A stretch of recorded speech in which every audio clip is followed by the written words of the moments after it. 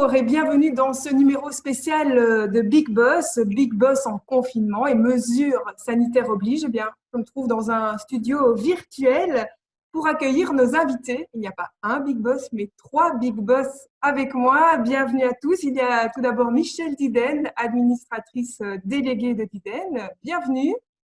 Bonjour Merci, Marine. merci d'être avec nous. À vos côtés et au-dessus de vous dans l'écran, c'est Ben Stassen, le fondateur de N-Wave, un studio de film d'animation installé à Forêt depuis plus de 20 ans. Bienvenue Ben. Merci, bonjour à vous. Et enfin, Baudouin de Trotzenberg, qui est à la tête de Startup Factory, une pépinière qui abrite une vingtaine de toutes jeunes entreprises innovantes. Merci d'être avec nous également. Bonjour à tous. Alors voilà, vos entreprises respectives, eh bien, elles doivent faire face, comme tout le monde, à cette crise sanitaire sans précédent, à cette crise du coronavirus. Michèle Diden, on rappelle, vous êtes la 4e génération à gérer cette entreprise molenbeekoise qui produit notamment des sauces, mais aussi toutes sortes de produits de bouche. Vous êtes confronté, vous aussi, depuis le début de cette crise, à devoir repenser votre entreprise. Comment ça s'est passé chez Diden depuis le début du confinement ? En fait, au début, évidemment, c'était un petit peu la panique au sein du personnel chez nous, de voir comment on allait pouvoir gérer ça, à la fois pouvoir livrer nos commandes tout en étant sûr d'avoir notre personnel et nos opérateurs. Mais j'avoue que dans l'ensemble, on a été vraiment très contents. Ils ont quasiment tous été présents. Et ça nous a permis finalement de répondre à toutes les commandes qui, malgré tout, parfois il y avait des petits retards d'approvisionnement puisque parfois les matières premières venaient de l'étranger et comme il y avait la fermeture des frontières, donc ça a pris parfois un peu plus de temps, mais dans l'ensemble, j'avoue qu'on a pu faire face. Donc vous avez poursuivi la production, vous faites partie des secteurs essentiels. Voilà. Vous avez dû augmenter la cadence parce qu'on le sait, le secteur de la distribution a été fort en demande. C'est une grande partie d'ailleurs de votre clientèle. Comment vous avez géré tout ça et est-ce que vous avez produit plus ?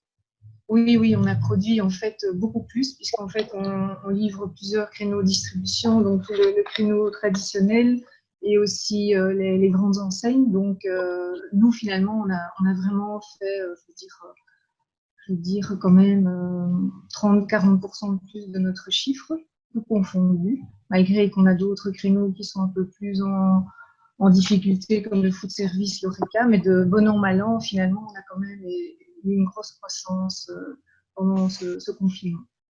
Une grosse croissance pour Diden. Alors, ce confinement, Ben Stassen, il arrivait en pleine finalisation de votre 10e long métrage d'animation, Bigfoot Family. Comment avez-vous géré la situation de votre côté ? En fait, le timing n'était pas mauvais, vu que nous sommes donc un studio d'animation, on a 120 collaborateurs, et en théorie, on pouvait mettre tout le monde en télétravail. Mais entre la théorie et la pratique, il y a quand même de la marge, parce que nos fichiers ne sont pas des fichiers Excel ou des fichiers légers, ce sont des fichiers très, très lourds. Donc, il était impossible pour nous de passer immédiatement en télétravail avec toute l'équipe. Donc, on a gardé en télétravail les 30 personnes sur les 120 qui travaillaient sur la finalisation du film Bigfoot, qui doit être livré au mois de juin. L'autre partie de l'équipe qui travaille déjà sur le prochain long métrage, là, on les a mis pour l'instant en chômage temporaire, mais on a déjà commencé depuis plusieurs semaines maintenant à les réactiver. Donc, on réactive le deuxième long métrage au fur et à mesure que les choses se mettent en place. Donc, au niveau de la production, on n'a pas été tellement impacté parce que nous, à nouveau, c'est des projets qui durent 2 ans. Donc, avoir un petit couac, entre guillemets, de quelques semaines, ce n'est pas catastrophique au niveau de la production. Par contre, l'envers du décor, c'est au produit, mais il faut aussi distribuer. Et là, comme on sait, toutes les salles de cinéma au monde sont fermées. En plus, nous, on est le leader mondial des films de parcs d'attractions. Et là, c'est une source de revenus importante qui est probablement, pour l'instant, totalement gelée parce que tous les parcs d'attractions sont fermés. Donc, voilà, ça a un impact, mais ça se passe pas trop mal parce que voilà, notre film était livré. Parce qu'il faut savoir, quand on livre un film aux distributeurs, ils doivent encore, surtout les films familiaux, ils doivent être doublés dans toutes les langues internationales. Donc, c'était plutôt pour une sortie en automne. Donc là, il n'y a pas de enfin, on ne sait pas. Pour l'instant, gros point d'interrogation, est-ce que les salles seront réouvertes? Et si elles sont réouvertes, est-ce que le public va retourner en salle au moment où la sortie était prévue? Sinon, on reportera la sortie en 2021. Oui, donc encore des questions, hein. C'est tellement une situation inédite pour vous aussi, un Baudouin de Traustenberg. Je le disais, avec une vingtaine de startups sur votre aile, ce confinement qui arrive, et puis qu'est-ce qui se passe? Est-ce il y a eu de la casse? Alors, en tant que studio, je dirais que la première chose qu'on a fait, c'est qu'on a gelé le lancement de nouveaux projets, hein, parce qu'il faut savoir qu'on lance une dizaine de projets par an. Donc, forcément, vu l'incertitude, ben, on a plus lancé de nouveaux projets. Dans les projets en cours, oui, on a des projets où ben, je dirais que l'activité est complètement à l'arrêt. On a une activité, une start-up qui fait du contrôle médical en cas d'absentéisme. Là, forcément, mais tout est à l'arrêt depuis 2 mois. Et donc, on a mis effectivement les différentes personnes en chômage économique. À l'inverse, on a d'autres start-up qui ont pu profiter quand même du confinement. On a une boîte qui est active dans tout ce qui est formation en ligne de tout ce qui touche à l'éducation pour les chevaux, enfin donc pour les propriétaires de chevaux. On a vu une explosion de nouveaux inscrits, hein, sous forme d'abonnement. Donc là, on a pu vraiment tirer l'épingle du jeu. Et puis sur certains nouveaux projets qu'on venait de lancer, notamment dans tout ce qui est food, donc tout ce qui est alimentation, on venait de lancer en fait une entreprise qui était active dans la livraison de repas en entreprise sur le temps de midi. On a réorienté forcément le tir parce que il y a plus personne qui travaille au bureau, et donc on a réorienté vers le particulier. Et donc là, cette société-là a une croissance incroyable. En 2 mois, on fait des livraisons maintenant auprès des familles, et ça marche très très très fort. Donc on a de tout, de la casse, et puis certaines boîtes qui arrivent à en tirer quand même profit. Oui, il y a eu des bonnes choses, hein, pour vous aussi, Ben. C'est assez long.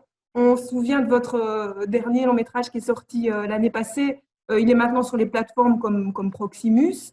Là, avec le confinement, vous avez vu les ventes, en tout cas la diffusion de Corky, hein, pour ne pas le citer, le chien de la reine d'Angleterre, qui ont explosé. Oui, j'ai entendu que la première semaine de confinement, il y avait eu 27 000 téléchargements du film sur Proximus TV. Notre film Bigfoot Family, donc Bigfoot Junior, pardon, le précédent, vient de sortir justement au début du confinement sur Amazon Prime aux États-Unis. Là aussi, les retours sont assez impressionnants. Mais voilà, on se pose la question sur l'avenir. Est-ce que l'avenir va maintenant un petit peu se décaler plus vers le streaming en direct plutôt que de passer par les salles de cinéma, ou est-ce qu'on va continuer à passer par les salles? Ça, l'avenir nous le dira. L'avenir, c'est aussi repenser son entreprise en tant qu'entité. Michel Diden, on le sait, dans le secteur alimentaire, les normes d'hygiène et sanitaire sont déjà très drastiques. Mais est-ce que vous avez dû modifier certaines choses dans la manière de gérer votre personnel et l'outil avec ces mesures de confinement et sanitaire? C'est-à-dire que, oui, donc en fait, comme nous l'a demandé la Première ministre, on a tenu compte des nouvelles impositions, la distanciation sociale, le masque dans certains cas, le nettoyage des mains plusieurs fois par jour et la prise de la température avant de venir travailler. Donc, Et ça, c'est facile dans une logistique comme la vôtre? Finalement, oui, enfin, évidemment, il faut repenser un petit peu l'histoire, mais finalement, ça s'est très vite mis en place et c'était indispensable de toute façon. Il fallait aussi qu'on puisse rassurer les personnes autour de nous qui travaillent pour nous. Il ne fallait pas non plus qu'ils prennent trop de risques en venant travailler. Donc, c'est pour ça qu'on a commandé des masques, du gel, on a acheté plusieurs thermomètres et finalement, ça s'est mis en place. Chez vous, le télétravail, ce n'est pas possible. Et donc, ça aussi, c'est une des leçons. C'est vraiment, vous disiez, mon personnel, c'est un peu des héros dans cette histoire. Oui, c'est ça. On les a baptisés, enfin, c'est pas moi qui les ai baptisés Foot et Rose, mais en fait, la Fédération de l'industrie alimentaire, FEVIA, en fait, avait, disons, trouvé ce mot Food et Rose. Et c'est vrai qu'on était très fiers de pouvoir les photographier, les mettre sur notre Facebook et le Facebook de la FEVIA, parce que sans eux, on n'aurait rien pu faire. Donc, je suis vraiment très reconnaissante de l'équipe. Baudouin de Traustenberg, il a fallu penser aussi au déconfinement, au retour au sein de la start-up, hein, vos bureaux se trouvent du côté de la gare centrale, dans un espace de coworking.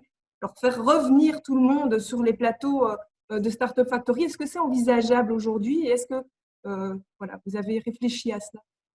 Alors, donc de notre côté, au niveau du studio, ça fait maintenant 2 mois qu'on est entièrement en télétravail. Et le déconfinement approchant, on a décidé de recommencer, je dirais, à partir du 18 mai, mais de manière progressive. Donc, on va finalement recommencer 3 jours semaine au bureau, gardant 2 jours en télétravail, parce que finalement, le télétravail fonctionne pas si mal que ça. C'est une autre découverte du confinement. Et donc, on va le faire petit à petit, mais tout à fait différemment aussi, c'est-à-dire qu'on va devoir se réorganiser au niveau du bureau.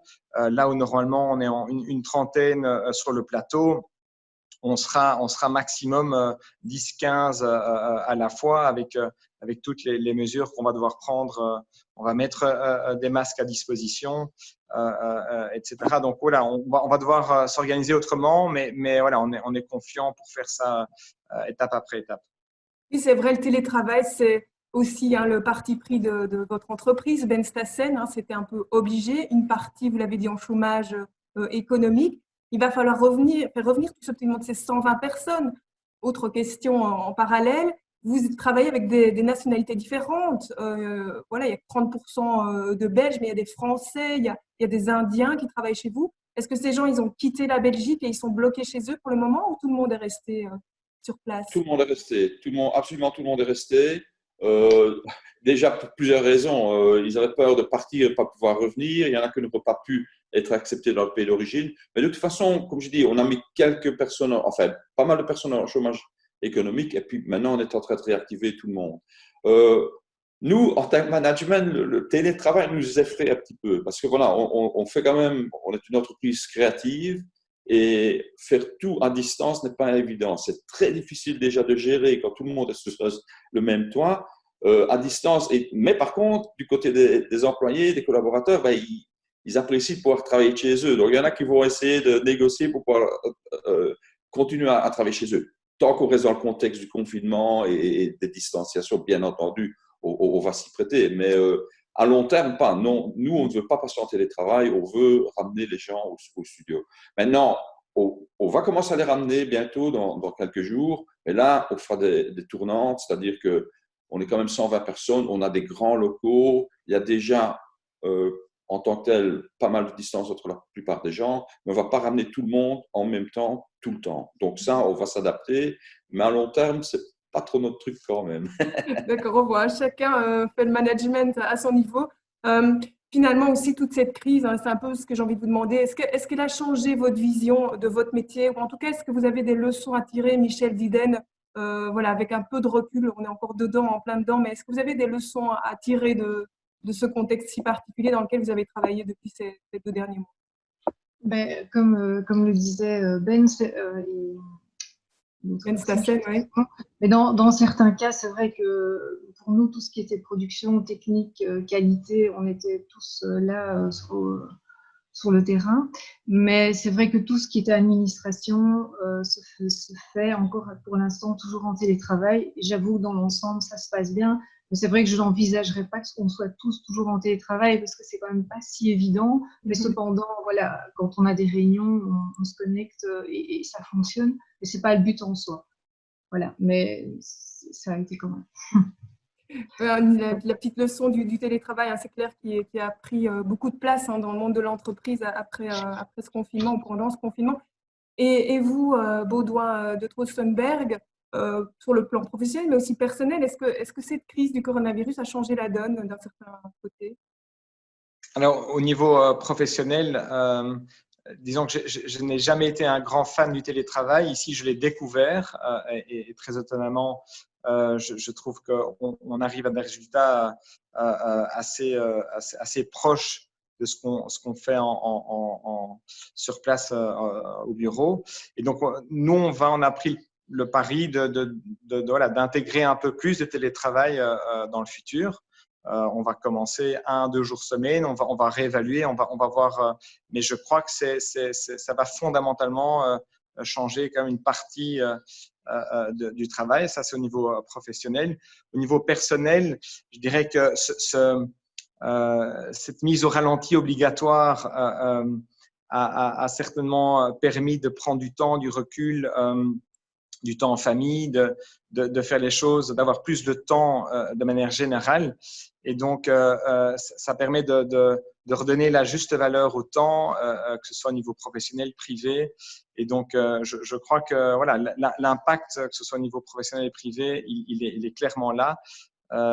Et j'espère ne pas être le seul à prendre des éléments positifs de ces 2 mois de confinement. J'ai comme l'impression que Ben Stassen est assez d'accord avec vous, hein, parce que grâce à ce confinement, au niveau personnel, Ben, vous avez pu effectivement prendre plus de temps pour quelque chose qui vous tient à cœur. Expliquez-nous.